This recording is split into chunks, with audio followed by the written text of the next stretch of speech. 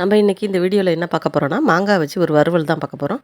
அதை எப்படி செய்யலாங்கிறத பற்றி இந்த வீடியோவில் பார்ப்போம். வாங்க வாங்க வீடியோக்குள்ளே போகலாம். ரொம்ப அருமையாக இருக்கும். இது எப்படின்னு பார்ப்போம் வாங்க. இப்போ அதுக்கு நான் வந்து நல்ல மாங்காய் எடுத்துக்கிட்டேன். அது நான் கொஞ்சம் அழுத்தமாக இருந்தால் நல்லாயிருக்கும். இது என்கிட்ட இதுதான் இருக்குது, அதனால் இதை எடுத்திருக்கேன். நீல மாங்காய் இருந்துச்சுன்னா இன்னும் நல்லா டேஸ்ட்டாக இருக்கும். கரையாது உங்களுக்கு. இந்த மாங்காய் கட் பண்ணி வச்சுக்கிட்டேன். சோம்பு, தேங்காய் அரைக்கிறதுக்கு எடுத்து வச்சுருக்கேன். உளுத்தம்பருப்பு, வெங்காயம், கருவேப்பிலை தாளிக்க எடுத்து வச்சுட்டேன். இப்போ உளுத்தம்பருப்பு போட்டிருக்கேன். அது செவந்தோடனே வெங்காயத்தை தாளிச்சிக்கிறேன். தாளிச்சிட்டு அது கூட கருவேப்பிலையும் போட்டு நல்லா வதக்கிக்கிறேன். இப்போ கருவேப்பிலை வதங்கிடுச்சு நல்லா. கருவேப்பிலை வதங்கினோன்னே நான் வெட்டி வச்சுருக்கேன் மாங்காய் துண்டுகளை அதில் போட்டுடுறேன். இப்போ எல்லா மாங்காயும் அதில் சேர்த்துட்டோம் நம்ம. சேர்த்துட்டேன்.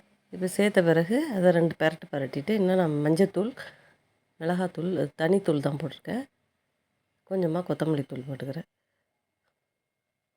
உப்பு தேவையான அளவு போட்டுட்டு கொஞ்சமாக தண்ணி தெளித்து அதை வந்து அப்படியே பரட்டி விட்டு மூடி வைக்க போகிறேன். கொஞ்சமாக தான் தெளிச்சிருக்கேன். ரொம்ப தெளித்தா குழஞ்சி போய்டும், பச்சடி மாரி ஆகிடும்.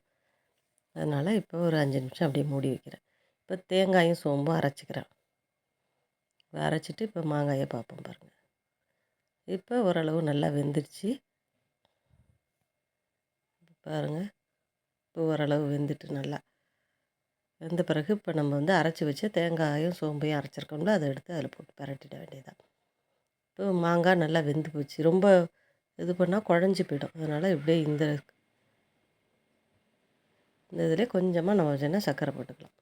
நாட்டு சர்க்கரை போட்டிருக்கேன். நீங்கள் எது வேணாலும் போட்டுங்க, ஜீனி வேணாலும் போட்டுங்க. நாட்டு சர்க்கரை போட்டால் கொஞ்சம் இந்த புளிப்பு உரப்புலாம் கரெக்டாக பேலன்ஸ் பண்ணி கொடுக்கும், அதுக்காக போட்டிருக்கேன். இப்போ பாருங்கள் நல்லா வறுக்கிறதுக்கு அந்த நீல மாங்காயாக இருந்தால் இன்னும் நல்லாயிருக்கும். என்கிட்ட இந்த மாங்காய் இருந்ததுனால இதை வறுத்து காமிச்சிருக்கேன். இதை மாதிரி நீங்கள் நல்ல முத்தின மாங்காயில் செஞ்சால் தான் நல்லாயிருக்கும், பழுக்கக்கூடாது. செங்காயாக இருந்தாலும் போடாதீங்க. இப்போ இந்த வீடியோ உங்களுக்கு எல்லாருக்கும் பிடிச்சிருக்குன்னு நினைக்கிறேன். இந்த வீடியோ பிடிச்சிருந்துச்சுன்னா லைக் பண்ணுங்கள், ஃப்ரெண்ட்ஸ் அண்ட் ஃபேமிலிக்கு ஷேர் பண்ணுங்கள், சப்ஸ்கிரைப் பண்ணுங்கள். Okay, bye bye, thank you.